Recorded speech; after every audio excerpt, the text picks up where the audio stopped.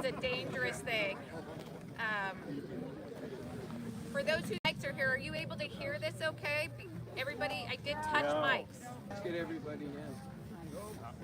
Okay. Oh, the mics are for the people TV. They to don't my have right speakers. are not. Wow, quite a group. It's beautiful.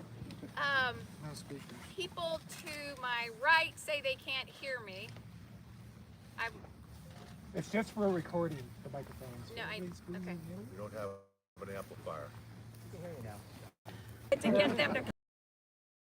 I'm going to use my outdoor voice as best I can. I want to thank everyone.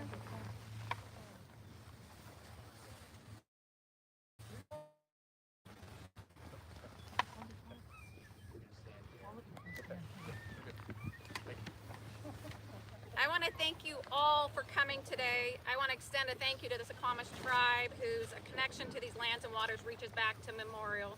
I want to thank the Wildfish Conservancy and Executive Director Emma Halverson for providing remarks on the importance of today's actions.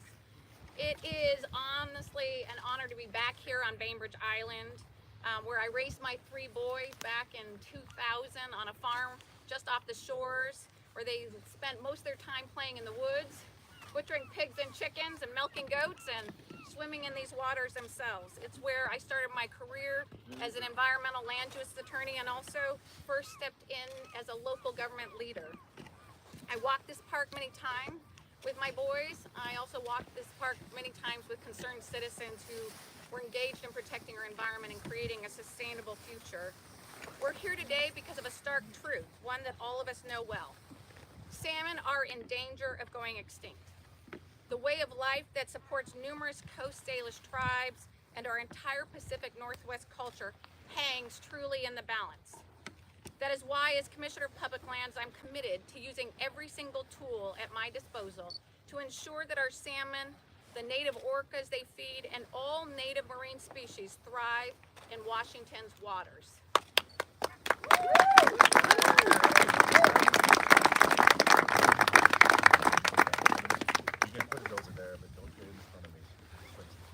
That means at every step, standing tall to defend our Puget Sound, from our salmon habitat restoration work to our management of aquatic leases. Today I'm announcing an order prohibiting commercial finfish net pen aquaculture in our public waters and on our public state aquatic lands.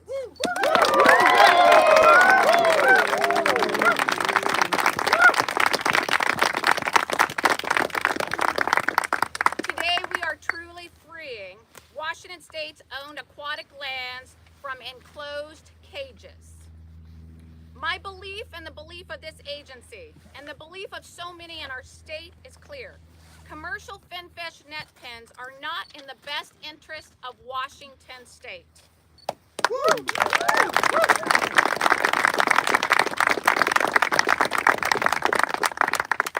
It was just 8 months into my role in this position in 2017 that we saw the threat that net pen farming poses for our native salmon and their habitat when the Cypress Island net pen collapsed.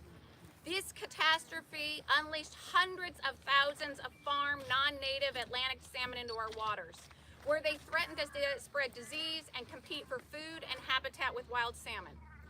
They threatened our tribes and their tribal treaty rights and the protections they have been working tirelessly since immemorial to ensure their long-term health of our salmon, their culture, not just for this generation, but for future generations. With pollution, dams, destroyed habitat, and warming waters, our marine ecosystems and our native stocks of wild salmon face far too many threats. Through our order today, I'm saying state-owned aquatic lands can no longer be used for net pen farm fishing.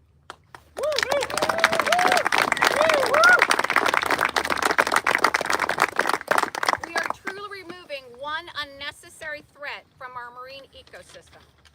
This is a critical step to support our waters, our fishermen and women, our tribes, and the native salmon that we are so ferociously fighting to save and have so little time to do so.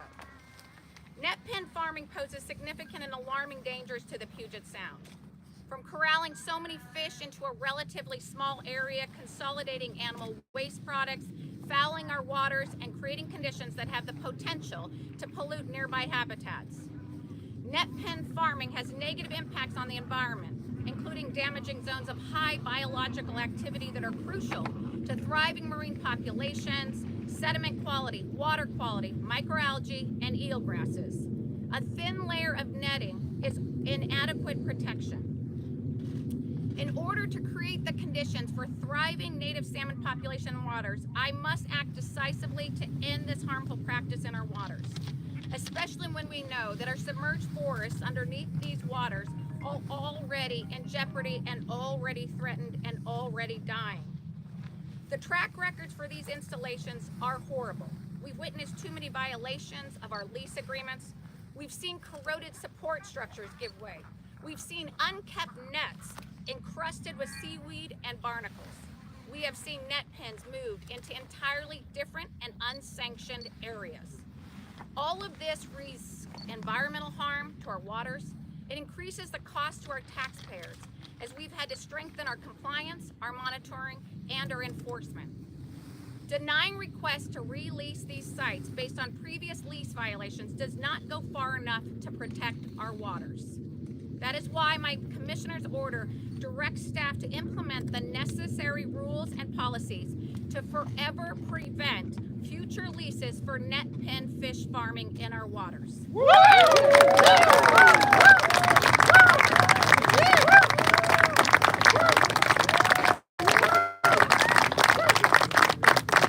is our true intent that Washington's publicly owned waters will be free from net pen farming forever.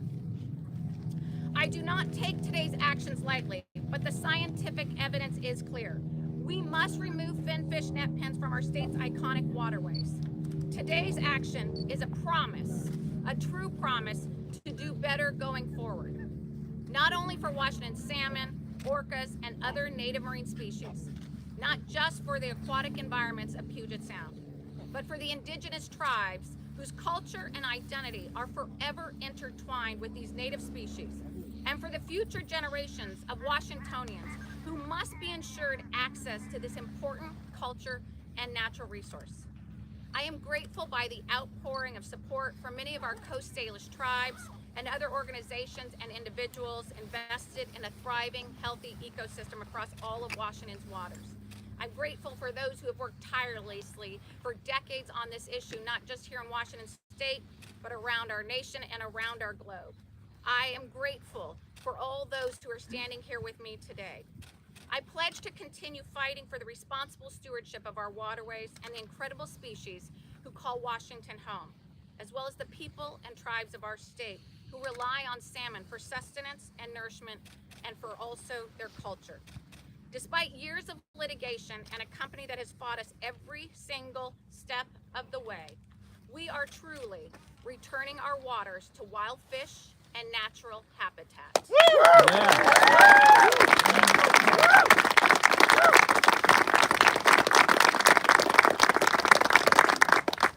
Thank you. I'd like it. And I just think back to history and our culture. And George Vancouver first came here in 1792, and Chief Seattle was a boy and paddled out there with his father to trade with them. It started the beginning of our contact period, and we've been trying to adapt ever since. And when Chief Seattle signed the Treaty of Point Elliott in 1855, he agreed on behalf of his people to move to the Port Madison Indian Reservation and stay on that land and give up the rest of this land for the incoming settlers, some who'd already arrived. Part of the promise was that we continue to fish in our ancestral, usual and accustomed areas of fishing. And this is one of them right here. And I just hope you'll have an opportunity to see the water back here behind us without the obstruction that we're removing as the bold actions of Commissioner Franz. Our people have been working very hard to restore salmon, and there's many threats to salmon recovery. This is just one of them, but it's an important one because not only is it have an impact on our water quality and on the bottom of the sea, but it also potentially has the impact of polluting our genetic stocks and having that impact on our salmon recovery efforts. So I just would like to emphasize that we really work hard as a tribe to reverse and prevent the industrialization of Puget Sound, because the most important thing to us are salmon, shellfish, and clean water, so we can continue to harvest our resources in a way that we've always have and pass that down to the next generation. And the culture and spirituality and the opportunity that presents our people is so super important and sacred that's why we continue to have continued to fight this and many other proposals and existing structures in the water, so that we can restore it back to as best as we can to the way it was when our people first were created in this land, in this water. So on behalf of the Suquamish tribe, I'd just like to emphasize that this is a treaty rights issue, that we are sworn, as we get sworn into office, to protect the Treaty of Point Elliott. And we've been advocating this for many, many years.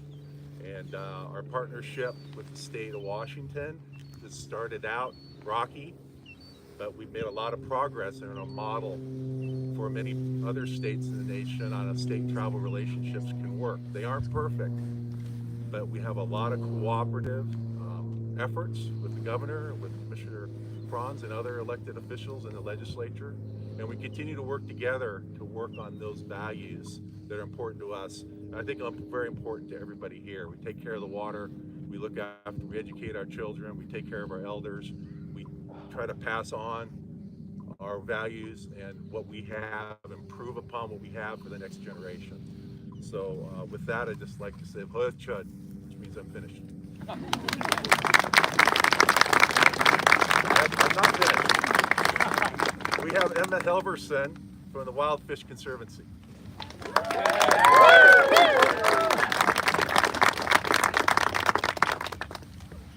Hello everyone and good morning. I'm Emma Helverson. I'm the Director of Wild Fish Conservancy, and I am so thrilled to be here today with all of you, celebrating today's historic announcement and this massive environmental victory that so many here today made possible. I am humbled and honored to speak today alongside Commissioner Franz and Chairman Forsman. And I want to start by thanking Commissioner Franz for listening to the calls of so many members of the public and taking this bold action to protect Puget Sound. Today, I've been reflecting on the last time I stood on this beach 5 years ago in September of 2017, just weeks after the catastrophic Cypress Island collapse that released over 260,000 non-native and viral infected fish into our public waters. Here, hundreds of people came together for a peaceful flotilla protest in what would be the first of many calls for our public officials to protect Puget Sound from this industry and from the impacts of commercial net pen aquaculture. This was just the beginning of a long journey. Just like Cook's plans to expand this industry exponentially in our public waters, the public came together to expand and grow exponentially this massive effort to protect Puget Sound. And over the last few years, I feel truly privileged to have had the honor to work alongside the most dedicated and broad-based coalition of tens of thousands of individuals, Washington's tribal nations, hundreds of businesses and organizations, chefs, fishing groups, scientists, elected officials, foundations, global partners, and many others who came together to advocate for an end to this dangerous and antiquated industry in our public waters.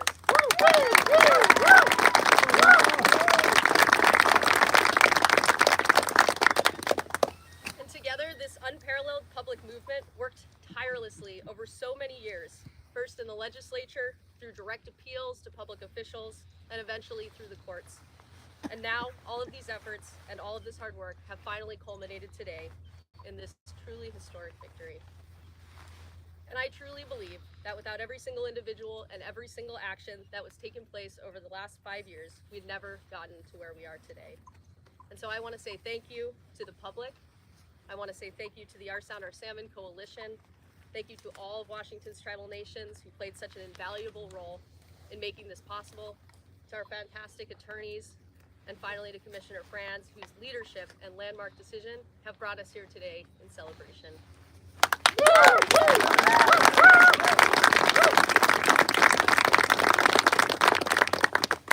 By rejecting Cook Aquaculture's request for new leases and enacting this comprehensive and bold new policy announced earlier today to prevent commercial net pens from ever operating in Washington state waters ever again, Commissioner Franz is ensuring Puget Sound will be protected, not just tomorrow, but far into the future, for the benefit of generations to come. And the importance of this decision for wild salmon, for water quality, and for the greater health of Puget Sound cannot be overstated. Immediately, this action will cease the chronic untreated pollution that has been discharged every single day over the past 40 years by this industry. Finally, these heavily polluted and degraded sites will have the opportunity to heal and begin the process of natural restoration as part of the largest passive restoration project in Washington's history. It's incredible.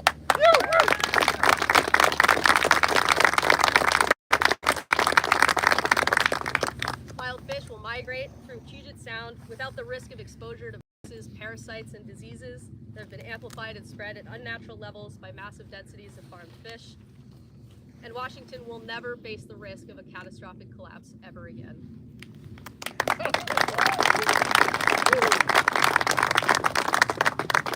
And I cannot emphasize enough the importance of this week's victory for the public's use and enjoyment of Puget Sound.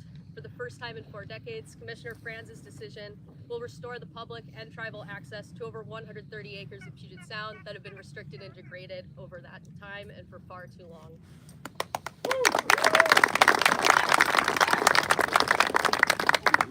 Beyond Washington, this decision is finally uniting the entire U.S. Pacific coast and excluding this industry from marine waters. Yes, that's great. Yeah. And combined with Canada's recent commitment to transition this same industry out of British Columbia's marine waters, this decision has the potential to eliminate a major limiting factor to wild salmon at an international and coast-wide scale.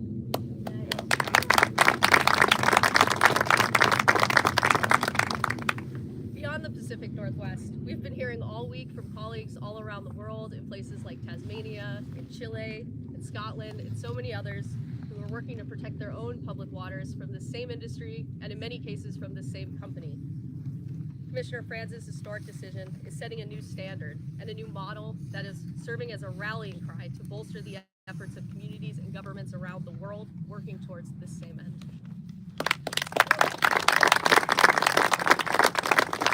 So with all of that, I'll say what we've accomplished here today is truly a massive environmental victory and something that we all here in Washington should be proud of.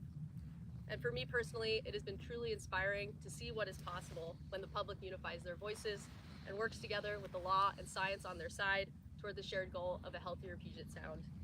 And so I want to close today by thanking Commissioner Franz again for listening to the calls of the public and for making this historic moment possible.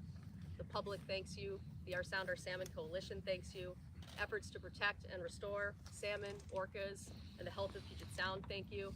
And I personally want to thank you for your leadership and dedication to future generations.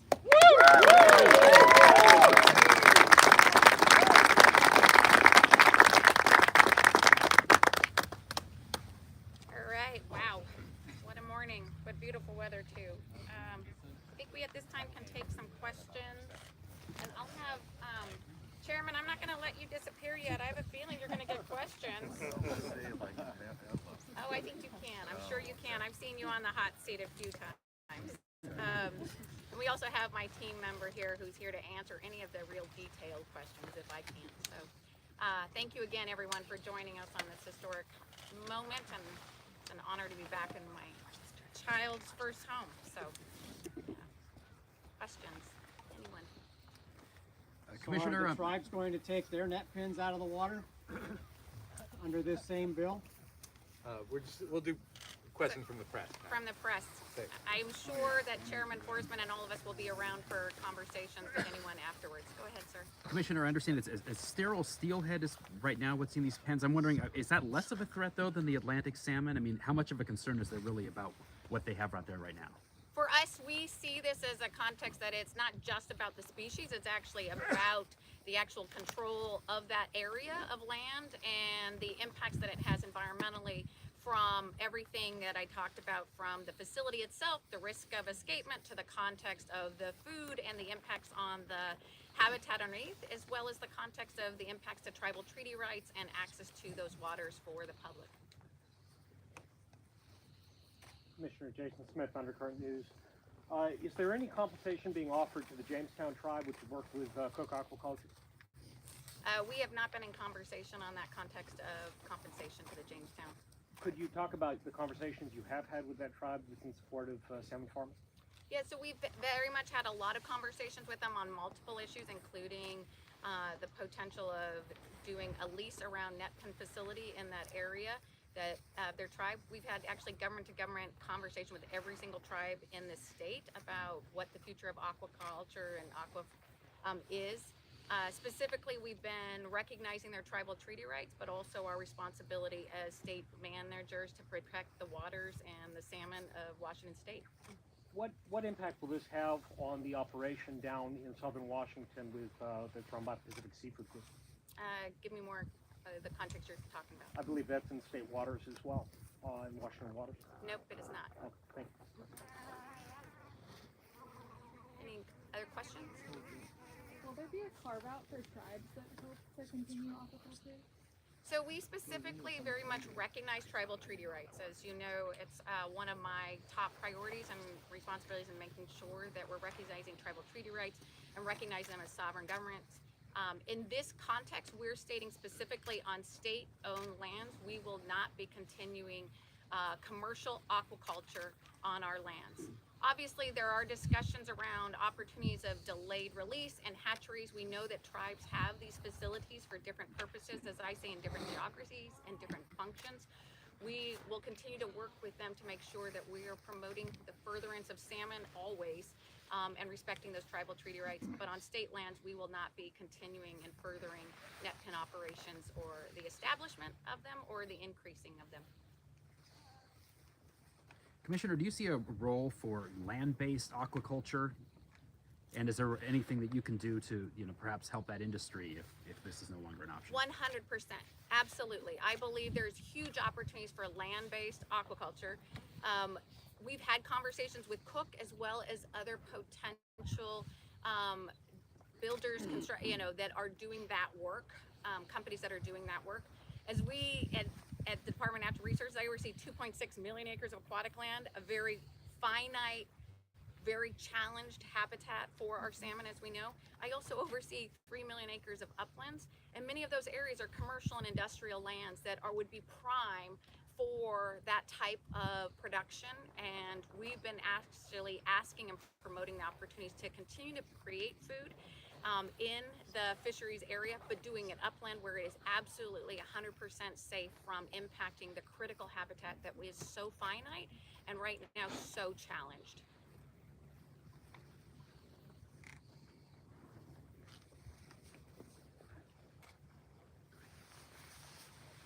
All right. What about, I work directly with your staff with Cook, and all we've been getting is praise from the people we work for through DNR of our transparency and how the sites look and how good they are. Have you been in communication with them? Because it sounds like you haven't. I'm sorry, in communication with my staff? Or Sean Carlson, Dennis. Absolutely. We communicate regularly and consistently with our staff. I think it's important for people to realize that our role here is very different from state and federal agencies that maybe that have a responsibility about what's the rules on our waterways, what's the rules in protecting, whether it's WDFW, U.S. Fish and Wildlife. We're a landlord, and as a landlord, we have the ability to go and enter into leases. We first make absolutely critical that we're respecting tribal treaty rights, that the leases that we have on our aquatic lands are not causing further harm to our salmon habitat and to our salmon and our orcas. It's an important thing for people to realize that the money that we generate from our leases goes directly to salmon habitat protection and restoration. So the work that we do in the leases as a landlord that we allow, ideally have no impact, cause no harm, and actually will improve salmon habitat restoration and protection, not make it more negative. In a press release, Cook had said that this message to not renew the leases sends a message about investment in Washington State that the state is essentially closed off to investment of this kind. What is your reaction to this? I would say, first of all, in our work, we generate over $500 million biannually in investments around everything from forestry and agriculture, clean energy, commercial, industrial, and we're even working in the context of residential. So we are very much an organization and agency that partners very well with the private sector to ensure strong local economies, a renewable economy, a just society, and a sustainable environment. We do the same within our work within aquatic waters. We are making sure, though, that the types of developments that we're going into, our partnerships, are ones that are going to be truly about a long-term, healthy, sustainable environment, ensuring that we're not doing more harm, but actually improving our environment and also creating the kinds of sustainable, renewable economies that our state depends on and deserves.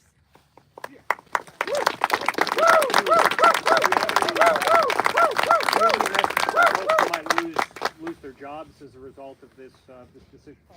Absolutely. So we obviously know that this is going to have impacts on our rural communities, on our economy. We very much believe there's an opportunity for transition into very sustainable. We do aquaculture throughout our entire state in shellfish and in geoducks. We also do it uplands in our lands, whether it's agricultural, whether it's forestry, whether it's commercial, industrial lands. We see there's an opportunity for those kinds of transition of those jobs, and we're ready to have those opportunities be available. And we've even gone out to the cooks and other companies that do work and say, let's talk about how we do this in closed facilities, uplands, that is not going to have any future risk to the environment, to our tribal treaty rights, to our salmon. Thank Thank you, everyone. Appreciate it. Thanks for everybody being here today.